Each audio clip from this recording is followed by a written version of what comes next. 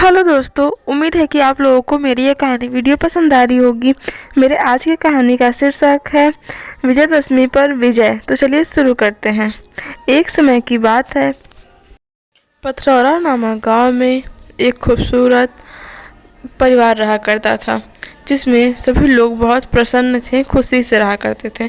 गांव वाले उनसे बहुत जला करते थे कि कितना भी इनके परिवार में दुख आ जाए, लेकिन ये हमेशा इतना खुशी से कैसे रह लेते हैं। ये सब देखकर गांव वाले इनसे बहुत जला करते थे। इनके घर में कुछ भी दुखी का चीज़ होता था तो गांव में दिवाली मनाया जाता था कि उनके परिवार में दुख आया है वाह, लेकिन तब भी वो लोग, उनके परिवार वाले बहुत अच्छे से सब कुछ संभाल लिया करते थे।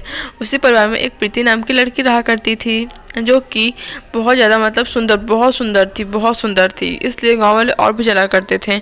और तो एक दिन एक व्यापारी उनके लड़की प्रीति का हाथ मांगने आता है, तो वो साक्षात मना कर देते हैं कि नहीं, मेरी लड़की शादी तुम वैसे व्यापारी से होगी नहीं, मैं उसके लिए बहुत बड़ा डॉक्टर खोज रहा हूँ जिसे मैं उसकी शादी करूँगा, मैं व्यापारी से शादी नहीं करूँगा।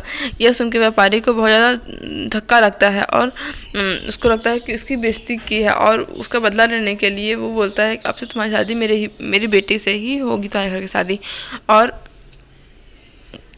जाता है, अपने बेटे को बताता है कि उसके साथ ऐसे ऐसे किए हैं। तो उसका बेटा जाता है और प्रीति के ही कॉलेज में एडमिशन कराता है और प्रीति से प्यार करने का ढोंग करने लगता है। और लेकिन प्रीति को उससे सच में प्यार हो जाता है, इस वजह से प्रीति उसे शादी कर लेती है।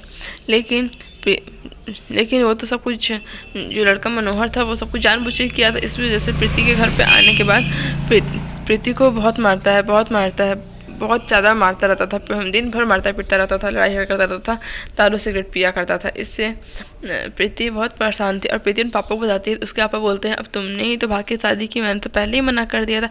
इसलिए उसके पापा भी उसको कोई साथ नहीं देते हैं। तब एक लोग उसे बताता है कि नवरात्रि के 9 दिन का व्रत रखो, सब कुछ सही हो जाएगा। तो प्रीति नवरात्रि के 9 दिन का अच्छे से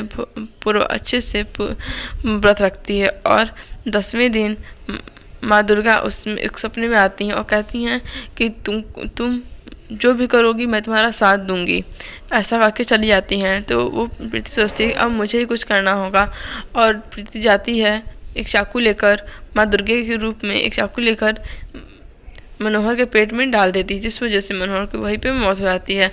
और बोलती है मैं इसे मेरे माफ़ करने के भी लायक नहीं था, जो इसने मुझे दिन रात मारा, वो मुझे क्या कभी समझेगा, इस समझना अब तक समझ के आ रहा था, यह कि उसे वो मार देती है।